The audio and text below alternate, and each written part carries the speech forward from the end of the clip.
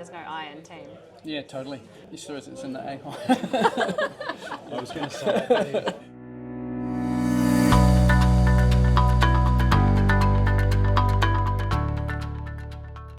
Kia ora. Welcome to Super Home Sessions, next edition with Bob and Dan. So each week we're going to talk about the super home movement and also have a guest. So this week we've got a special guest which we will introduce shortly. Where's she flying in from? All will be revealed shortly, but just to recap, so I think episode 1 last week we sort of briefly mentioned where we were, but not really. So we're here at Moon Underwater, which is opposite the site at 135 Summerfield Street, and where we're doing our zero carbon super home project, Ngā Whare Parara. So I think Moon Underwater is 152, where 135. Yeah, what are we? We're on the corner right now, but 135 is across the road. 135, yeah, and across the road, and yeah, so this is 132. Yeah, anyway, so it's going to be quite dangerous having our favourite pub across the road from our office once that job's finished. So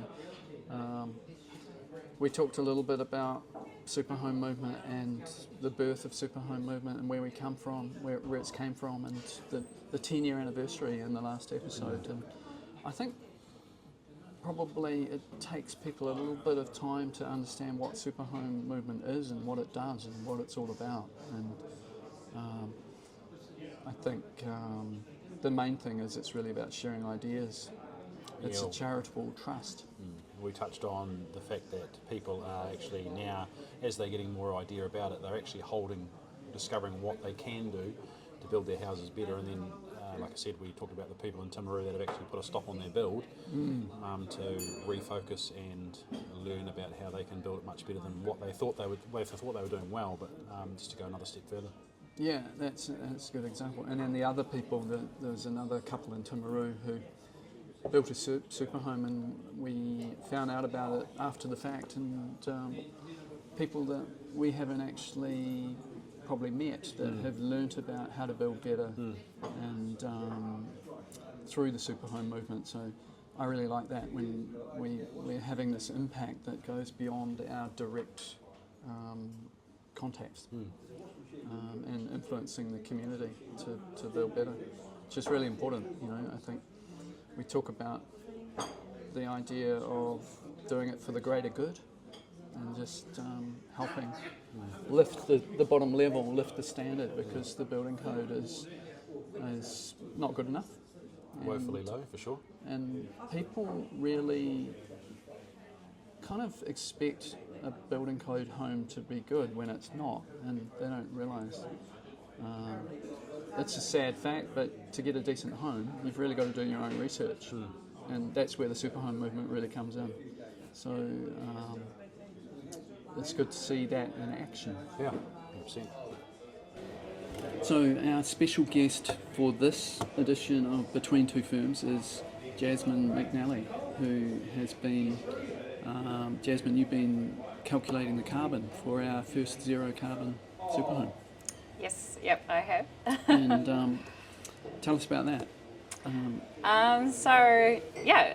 Learning to calculate carbon was an extremely big hurdle, and Bob, you set the task that we were going to be carbon negative for House A for this development, and after you said that, it was a matter of figuring out exactly how we do that and how we calculate that and how we show that.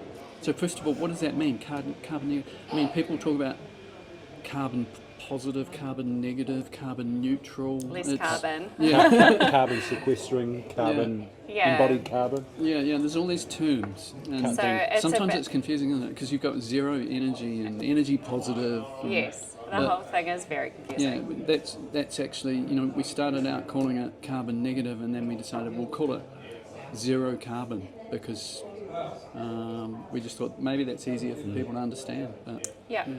Yeah, so it's about balancing the embodied carbon. So that's about the carbon that goes into the build itself, including the manufacturing and transport of the materials, and it also takes into account the demolition at the end of the building's life.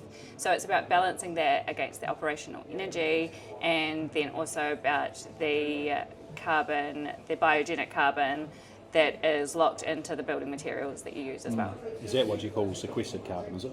Yes, as I understand. yeah, and you said balancing, and I think so much about designing and building buildings is balancing.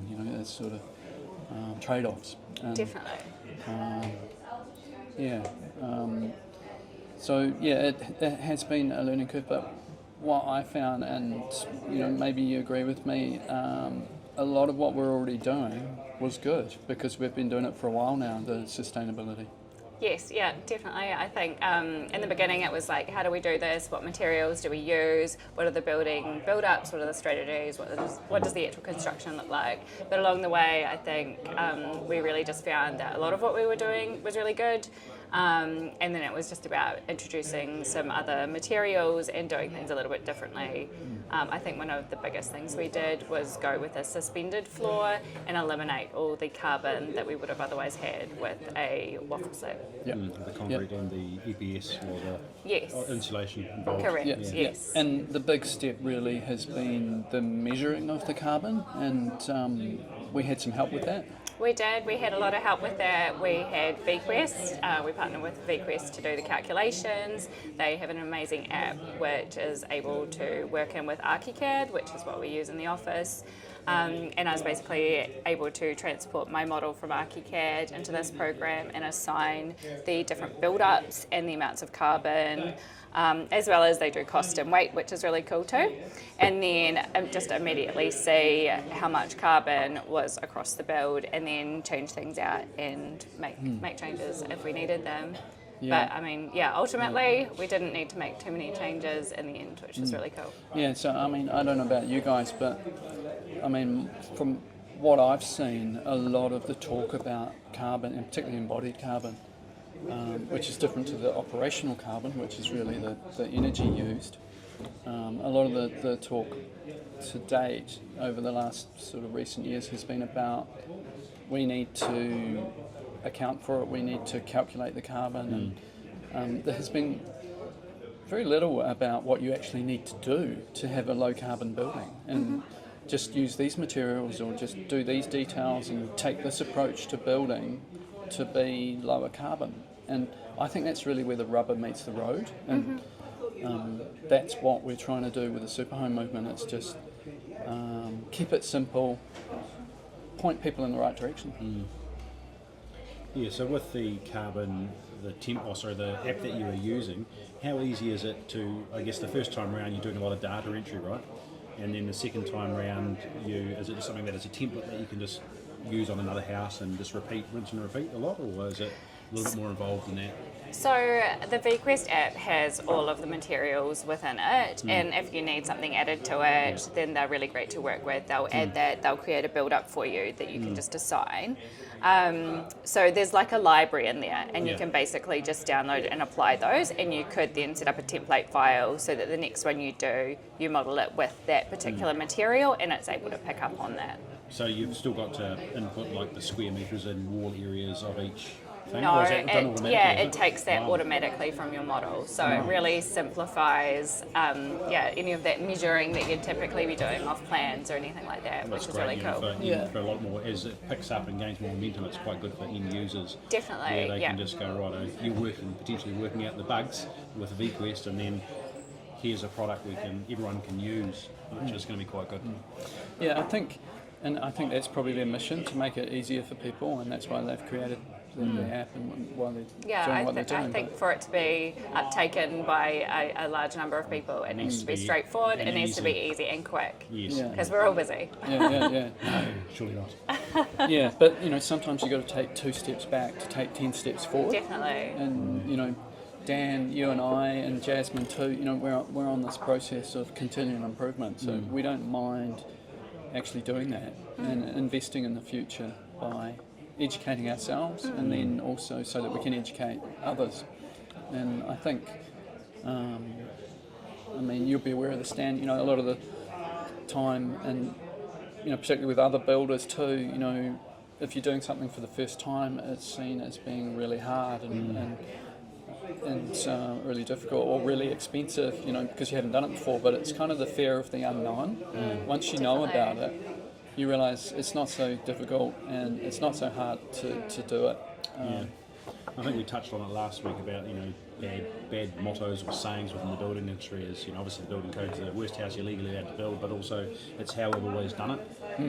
And that's where the building code is, well, people are stuck within that building code is they're not afraid of, well, they're maybe not afraid of change, but just find it too difficult to go, oh, well, I've just got my routine and this is how I've always done it, so I just don't want to do it differently. I think that's true. There is, you know, definitely a little bit of a fear of change, and some of that comes down to, if I just follow the building code, I won't get into trouble. Yes. If I try and innovate and do something different, then I'm taking on more responsibility and ultimately more liability. So, you know, it's where that liability rests, and that is probably a bit of a hurdle for people and a bit of a roadblock, really. I think if we can get over that and just realise that we're all responsible for our own work and we're all in this together, and actually, you know, the bigger responsibility is providing something that's fit for purpose and fit for the future, and that is going to be people positive and planet positive, you know. And not doing that is kind of probably negligent in a way. Yeah. I think we all have a responsibility to do what's right for the planet and all the future generations that are going to have to live in the world that we're creating. Yeah, so that's why it's exciting to just innovate and share what we know with the industry and with the community. But and this project, it was really like, you know, what's the next big thing? You know, we did the 10-star homes, we've done Super Home Movement, you know, that was a while ago now, you know, and we thought, well, zero carbon. Let's learn about that, and people will want to know about that.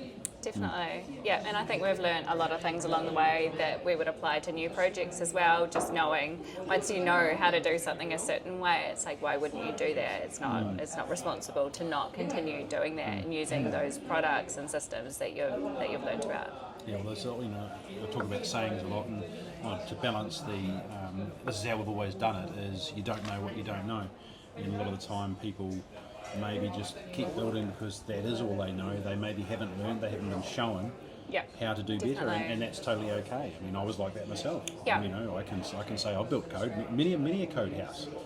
And I can't say I'm ashamed of it because it was just a learning curve. It was the road that I was on, but now I know better, so I will do better. Yeah. There's that saying, you know, people don't know what they don't know. You know, the fear of the unknown, and so there's this sort of idea of awareness and people learning about what they don't know,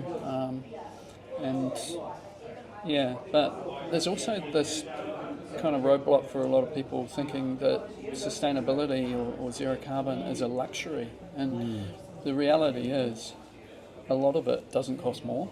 Some things do cost more, no doubt about it, but a lot of the time people put it in the too hard basket because they think, I'm struggling already to build anything, and I don't have the budget to do something better or something different. But once people know that some things, it's really just about working smarter, not harder, and making the right choices, then that's kind of a relief for people.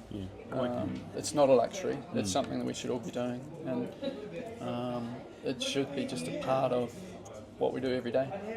Well, when we did those talks up and, you know, for the certified builders conferences, and that was when the H1 changes came in around insulation and ceiling and the thermally broken windows and stuff like that, I did a wee exercise to work out the true cost of project that we're doing down in Geraldine, we've just finished, and it's about 167 square metres, and just a real basic calculation if you have your standard 90mm frame to building code, triple stud corners, 2 rows of dwangs, and if you remove the dwangs and you remove the extra studs in the corner and go to the Jib Easy Fix or Stud Saver corners and add a service cavity, even without ear tightness, for a 90mm frame was about $1,300 to add that. Whereas a 6x2, if you're using a 6x2 wall and you took away all the dwangs, took away the extra timber for studs, and added the service cavity battens and the insulation, it was only $700 because of obviously the per linear metre rate for 6x2 is more expensive than 4x2. So still the same footprint, but $700 and $1,300 for almost, and you're limiting that thermal bridging. So here's an easy way to do it better without having to break the budget. Yeah, I think that's a really good example. Sometimes there's savings to be made by doing things differently, and you sort of there's multiple interrelated benefits. But yeah. So getting back to the carbon, I think we talked about the suspended floor. Another thing we did was reduce or eliminate really structural steel. So Prolam timber beams and portals. Yeah, so they were a big carbon saving. So rather than put in, because we've got lovely open space living, dining, kitchen areas, and to get the bracing to work, we needed to get a portal frame into there, and we opted to do a Prolam.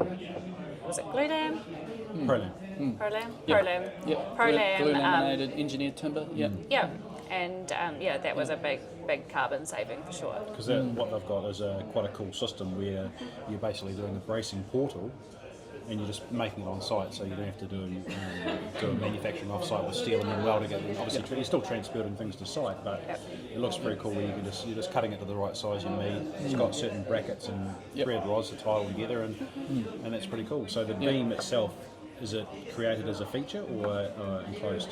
So you could do both, some right? of them will be enclosed, some of them will be exposed. But, House A, I believe, is exposed, but just depending on the layout of the kitchen, dining and living, some of them did end up being jibbed over, I think. So that's a good bonus as well, right? Yeah. And the other aspect with that is we're reducing the thermal bridging. So steel is not great, well, it's actually quite bad in terms of the thermal conductivity. So if we can use timber, we are reducing that thermal bridging, which is important for our energy efficiency. Yeah, because that's what also brings down our operational energy, which comes into the carbon side of things as well. If you have a high operational energy, then your carbon footprint goes up. So So we're sort of killing two birds with one stone there. We're dealing to the operational as well as the embodied. If you were doing, like for a comparison for the people listening, so if you were doing I don't want to put you on the spot here, but maybe I am, a comparison between a steel portal and a timber portal, how is that measured? Is it measured in kilograms of carbon or... Your timber is always going to end up being negative because of that... sequestering, because of the carbon that's locked into that. So it's carbon negative, whereas steel is that's gonna cost you a lot of carbon. A lot. I couldn't tell you off the top of my head. That's right. So one is carbon negative and the other is not. So and you've really got to look into the details and look at the EPDs, the environmental product declarations. Definitely. Which that in itself was a bit of a challenge. Do you want to talk about that a little bit? Yeah. So. Now, in order to understand how much carbon is in a product, manufacturers and suppliers are having to supply an EPD, which is an environmental product declaration, which basically goes into detail about the manufacturing and transport, so where a product is coming from, how it's made, and how much carbon is involved in that process. And so these documents, they're very large. They're often, 30 plus pages. They're very costly to do as well for the suppliers. but yeah, basically what you're looking for is a very small amount of information within an EPD, and what VQuest, so about how much carbon is involved with the different parts of the process. And then what we did was basically, if VQuest didn't already have those EPDs, we supplied them to them, and they were able to take that data for us and input that into the VQuest app. So that really kind of simplified that process for us, and not having to learn all about an entire new field and have experts that were along this journey with us, which was really helpful. Yeah. So they kind of unpacked that for us a little bit, but so there's EPDs and there's EPDs, and what we found is sometimes just having an EPD didn't provide the information that was required or in the right format, and some of them are more like sales brochures, lots of pretty pictures, but so it's a matter of interpreting the data and then getting that into our 3D model, which was very helpful. So what else should we talk about? Probably the next thing that this kind of springs to mind is the material. So we're using probably as much as possible recyclable and natural materials, and think timber claddings that didn't have harmful chemicals in them. So the waste material can be just mulched up and put on the garden. We used timber flooring. And I don't think we ended up using the cork, but cork was a thing that was quite good too. Yeah, we looked into cork, which was really interesting. Cork is just delightful as a product. It's one of the best, if not the best, natural insulating product around. But of course, it comes from Portugal and it's quite expensive to. So we looked at using cork for the flooring. Of all things. So so we settled on a timber overlay timber flooring. But even something that comes from overseas, people normally say, okay, it's better to use locally available material, and it is, and from the carbon point of view, the transport in terms of shipping, it's actually quite low carbon. So it's not always clear cut whether importing a product is bad or good, and you need to think of all of the attributes of that product and its life cycle. So, in this project we're importing the windows, but what we found is it's actually not that great a carbon, the transport component of that. Yeah. And having beautiful triple glazed European windows makes up for that and some. Definitely, yeah. So we're again improving the thermal performance and offsetting the operational demand of the buildings. I was just going to go back a quick. I meant to ask you before the removal of the existing villa. Obviously, it wasn't demolished and trashed into Cape Valley, and it got relocated off-site. Did that account into any part of the carbon, or was it just basically from ground up the new? Yes, that's correct. Okay. Yeah, so we weren't able to take that into consideration. Which is still a benefit anyway, right? Yeah. Absolutely. So rather than the results showed that we were carbon negative, which was really awesome. But then when you consider the other things that were which was really positive.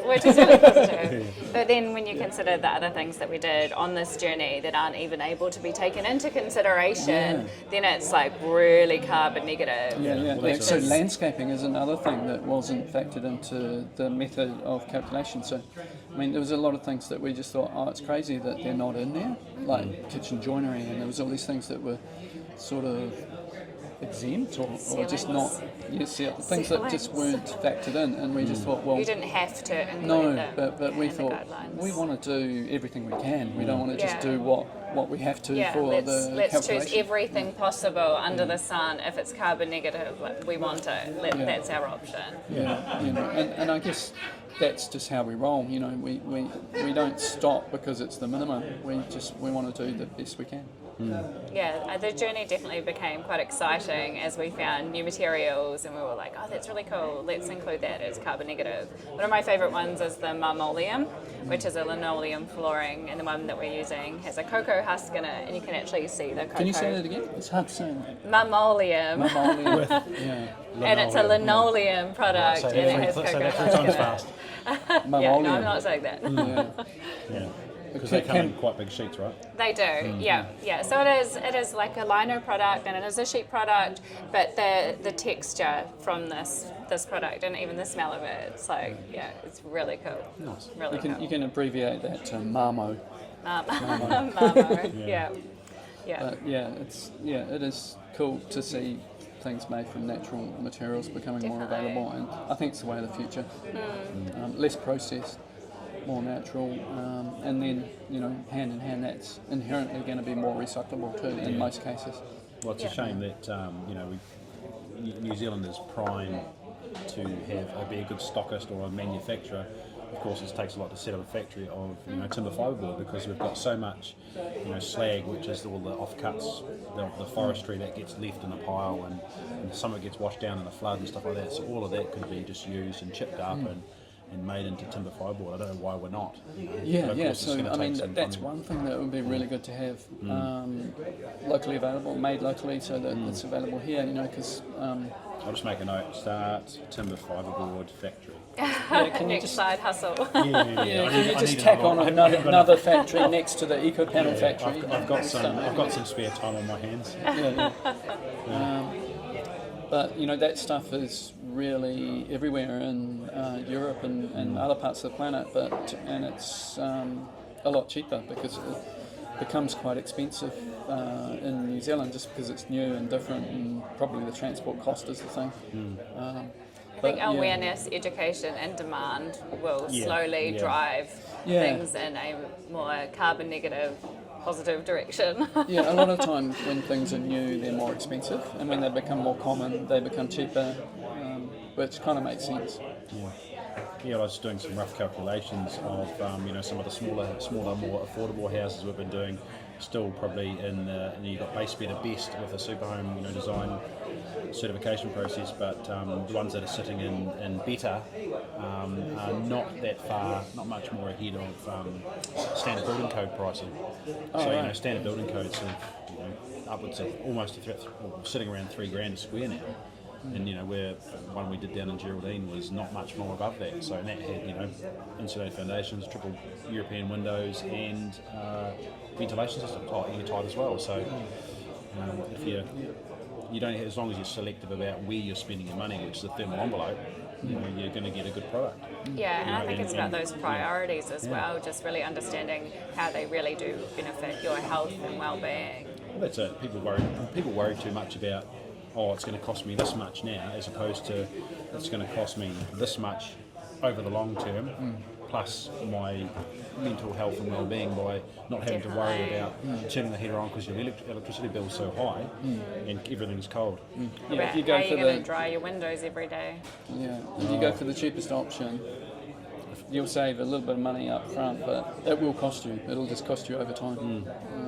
And then, like you say, the inconvenience of having condensation on your windows and having the kind of discomfort of having a house that's too cold, not dry, and just depressing. not depressing, not enjoyable to live in. It's not good for your suffering in your home, basically. not good for your physical health or your emotional health. It doesn't need to be that way.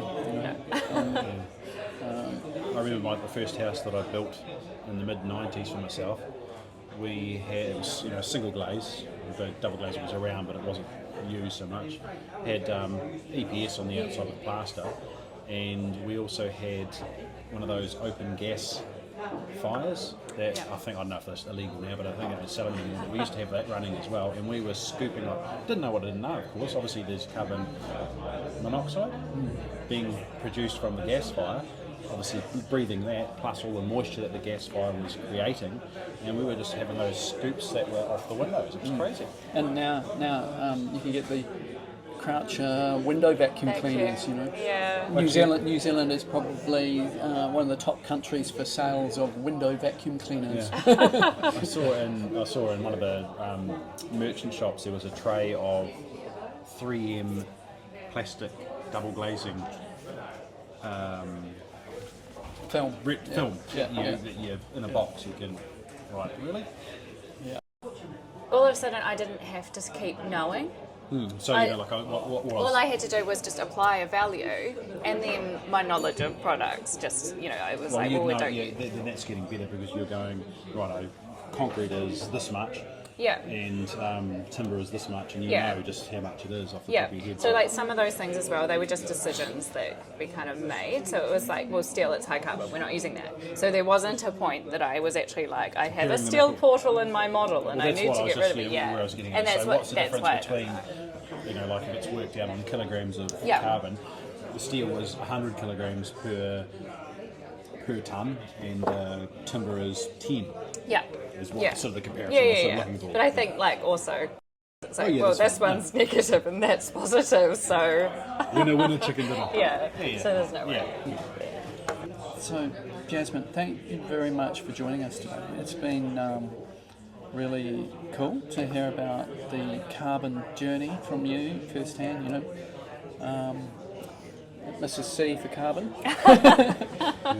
No, it's been nice to come along, and I'm always happy to share what I've learned along the way because I love for other people to get on the same journey and see more of what we're doing become more commonplace. So thank you very much. Yeah. So I think the takeaways for me is don't be scared of it.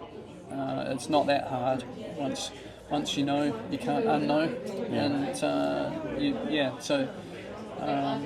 and it's not necessarily more expensive. No, it's definitely not. Yeah.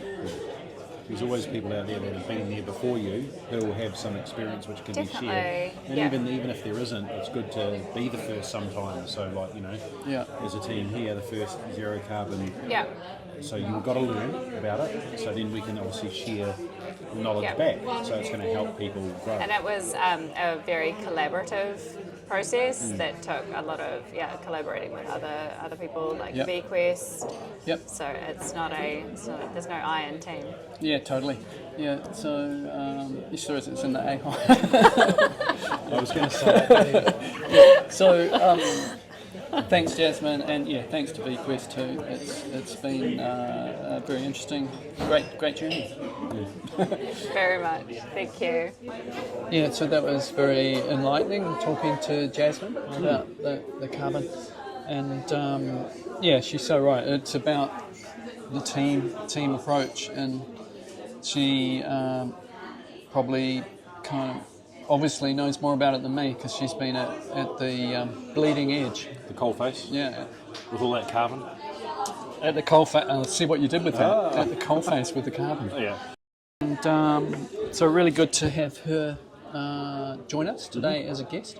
And I think, I forgot to ask her about this, but maybe this is for another episode. We'll talk about energy modelling and just understanding how you can predict the energy use, and then also monitoring is another thing too, and just how we can use the data to design better and analyse how our designs are performing, which is another thing that Jasmine's been very involved in Bob Burnett Architecture.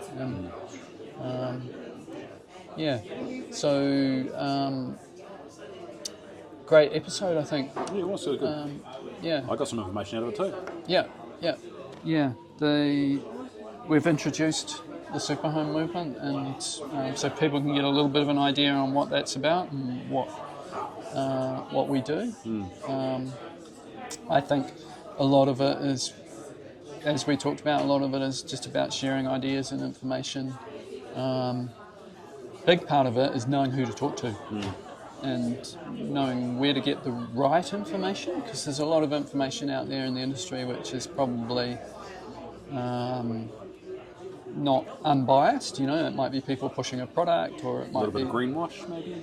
a little bit of greenwash. Yeah, so That could be a whole topic in itself, really, couldn't it? unfortunately, it is a topic. Greenwash. There's a lot of that going on. Yeah. But and we'll probably touch on that. But I think it does. Like I said, it does take a while to understand, to get to know what Super Home Movement is about and what we're doing.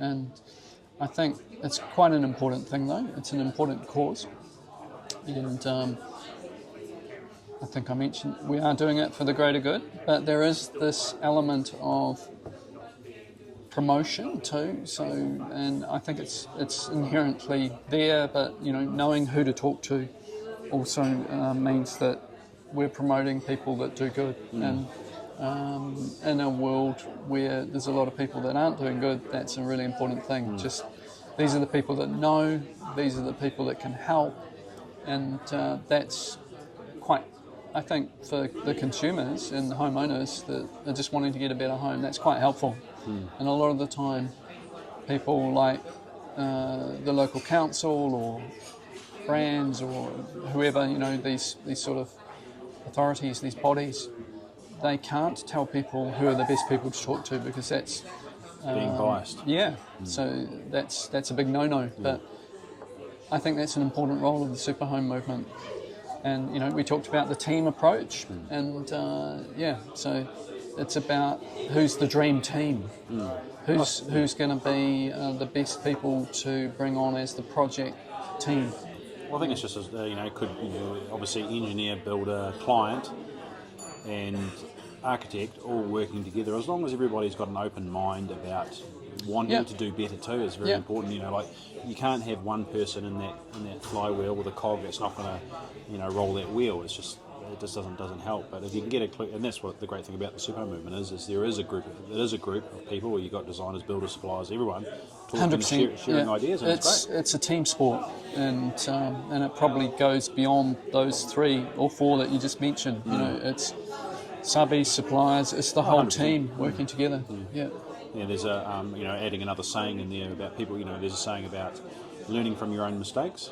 I don't think you should learn from your own mistakes. You should learn from other people's. So we've got a history of how badly these houses are being built. So we should learn from that and just not do it. Not build like that again. But unfortunately, there's plenty of mistakes out there. There is, and there will continue to be until it's potentially legislated. Yeah. And they're legislated, and it's a holistic change, not just, we're going to add some insulation in the walls or the ceiling or change the windows here. It needs to be the whole lot, from foundation, high performance walls, airtight, balanced ventilation, recessed high performance windows. It's the whole lot. Those are the 5 things that need to be looked at together in the building code. Yeah, well, that's a really good sort of summary that simplifies it. But I mean, the reality of building is it's wildly complex, and there is an awful lot to think about, and there's a lot of opportunity to do the wrong things. So that's why it's really important. More opportunity to do the right thing. Yeah, if you've got the right people involved.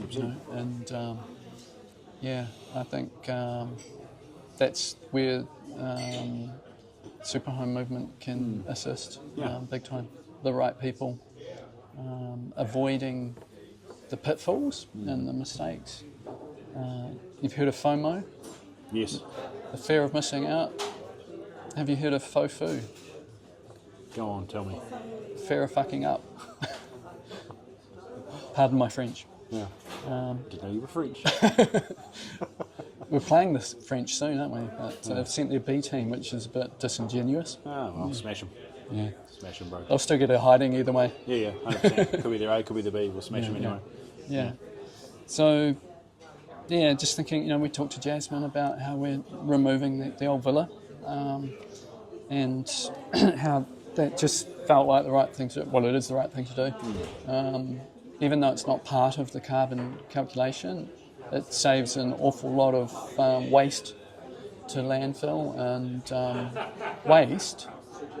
And just sort of designing out waste and eliminating waste is a really good place to start in terms of thinking about reducing your carbon. Because at the end of the day, everything you waste, first of all, it's something that you've purchased and you're then throwing it away, so you're wasting money, but it's also creating a big burden by just sending so much waste to landfill. So, and then there's, the embodied energy of what was manufactured and then thrown away. That's just completely bonkers, eh? Well, I got, there must be about 30 or 40 pallets of concrete pavers that were pulled up from the We'll villa. use some of those. I think I know where we can use some of those. Yeah. So instead of just getting rid of burying those, it somewhere, we've which recycled the pavers. which has got Yeah. a lot of embodied carbon Yeah. in it, Yeah. and the manufacture of those, Yeah. which can be then reused, or people want to, Yeah. who can't afford a concrete driveway, I but they think can lay some pavers. I think there was almost 6,000 pavers there that I got my young boys to help pick up. Child slave labour. Is that your No, favourite? they got paid well. Your favourite flavour is child labour. Yeah, that was actually really good. So and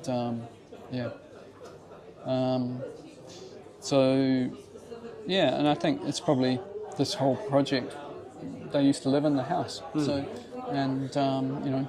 that used to be our home. A lot of memories there, and then we shifted that off. That'd be interesting to go and see that where that landed too. Be quite cool to see. Yeah, I'd like to do that. Yeah, actually, let's do that. Yeah, let's do that. So Maybe we could do that as an episode. So we'll go and have a look at that. We've started here at the Moon because it's easy and it's good, and they have really great beer. And I'm thirsty. Yeah, but future between two firms, we could be on site. Yeah. We could be having a look around the city and talking to people in their natural habitats. So we'll bring in a guest. So what are you saying? Hopefully each time we bring in a guest. Is this your natural habitat? Yeah, on a Friday it is. Yeah. Today's Thursday. Yeah. But so the villa, we did our time. We lived in that villa for 7 years. It was supposed to be short term while our house was being repaired after the earthquakes. But that's sort of. A lot of people have heard my story, but that's part of our story. Was we got ejected from our house after the February earthquake 2011, and we. First of all, we ended up in a really nice house that we designed for a client because they were still living overseas, and that was great. It was a warm, healthy home. We were comfortable, happy there, no problems. And then we moved to a rental, different story. That was terrible. So that looked okay in the middle of summer, but in winter it was horrible, rising damp, too much condensation, too much mould. And that really affected the health of my very young two boys at the time, and that just made me think. And the doctor said, we think it's your house, and this is the heart of the problem, and this is what is probably one of the main reasons that led us to do the super home movement. This is how a large proportion of the population are still living in substandard homes that are affecting their health. Adversely affecting their health and causing serious issues. So for him it was the mould. So the mould was the trigger for the asthma. So how long have you been back in your repaired house now? A couple of years? No, 3 or 4 years now. 3 or 4 years. Probably going on 4 so years. Yeah. Your kids, they left. So between 2011 and when you moved back in, they probably spent more time out of your healthy home. Yep. And living in. Yep. So of our their lifetime, because they were very young, and obviously they're teenagers now, but they've spent more time living out of what should have been their home, living in an unhealthy environment. Yeah. So our house was relatively new. I think it was like 3.5 years old at the time of the earthquake, and it was the best we were doing at the time. We're doing better now, but back then it had low E glazing, it had lots of insulation and thermal mass and things, and underfloor heating. It was a nice home. But when we did the earthquake repairs, we took it to the next level, and we put in triple glazing, we put in lots of external insulation, and improved the air tightness. All the things that we'd learnt in the last 15 years or so. And so maybe that's a topic for a future episode too, renovations and how to do a super reno, how to soup up your home. Yeah, 100%. And because a lot of people can't afford to build new, but everybody can afford to can potentially improve their home quite a bit by doing the right things. And we can talk about that. Talk about super renos. Yeah. And you've had quite a bit of experience with that too. Yeah. We've recently completed a couple of jobs. We were probably call them deep retrofits. So basically, right back to timber framing. So what's a deep retrofit? What was deep about them? Well, it was just like I say, basically having a bedroom. It's going to be done in stages. So an area of 3 bedrooms, I think it was, and a bathroom, and there was a demarcation point in the hallway with a door. So basically, we stripped that place right out to bare timber. It was a 1960s. So demarcation point. So you're doing it in stages? Yeah. So the hallway was the demarc. So we stopped. So that part was the renovation, and we're going to do more in the future. So we stripped it right back to bare timber, which is Remu, and it was the old clay brick, so it doesn't have a ventilation. It didn't have a weather-tight membrane, didn't have insulation in the walls, so we just did a big retrofit, insulating airtight layers, triple glazed windows and stuff like that. So we can talk about that in the future. Yeah. Maybe we could bring Freddie Painter in as a special guest. That was one of his projects. Yeah. Another member of the Bob Burnout design team. Yeah. So I think. Thanks, Dan, for today. It's really good to have the builder's perspective as well as the design perspective, because just the builders are the people that bring it to reality. From dreams to reality. I saw a video. Rendering to reality. I just saw a video recently on Facebook about that. Yeah. So, it's good to sort of get quite down and deeply involved in the projects and understand what happens on site. But there's so many things you could just do an unlimited amount of these episodes, just talking about the full steps. Maybe we should look at doing that, or write out a wee list and say what we should do, because there is a lot of traps for people, and again, it's learning from other people's experience and other people's mistakes. We've all made mistakes, we continue to do it, but if you don't make mistakes, you don't grow and you don't learn. So I think it's important. I think. This is generalising a little bit, but I think people tend to think they know about building, but and you said it before, we don't know what we don't know, and it is more complicated than people realise, and people think that they can design their own home or even build their own home, and it's sort of like, well, you can, but what are you missing? It's like our guy down in Timaru, he thought he was getting a good home, but no. Yeah. There was quite a few mistakes. So. Or opportunities to learn. Yeah. Pitfalls to avoid, or opportunities to do better. Yeah. Whichever way you want to cut it, but a lot of it comes down to design and thinking about, is there a better way?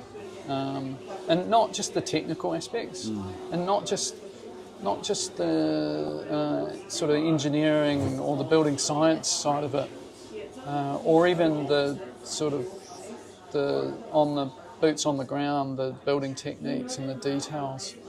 It comes down to what is the orientation of the home, what is the, which direction is this window facing, and how big does it need to be? And it's not always about the best thermal performance or reducing overheating.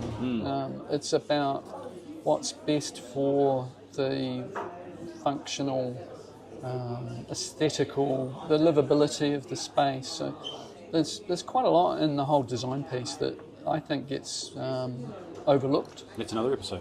Yeah. So the value of design, and how in Kiwi homes a lot of the time design is marginalised. Because of a lack of knowledge, a lack of awareness, and people don't understand what good design is and what it can do for you. Well, it's very important. Yeah, very, very important. There you go. I just said it. It's all about the vibe. The vibe. It's all about the vibe. Yeah. So, cheers to that. Cheers. Yeah. It's all about the vibe. Yeah.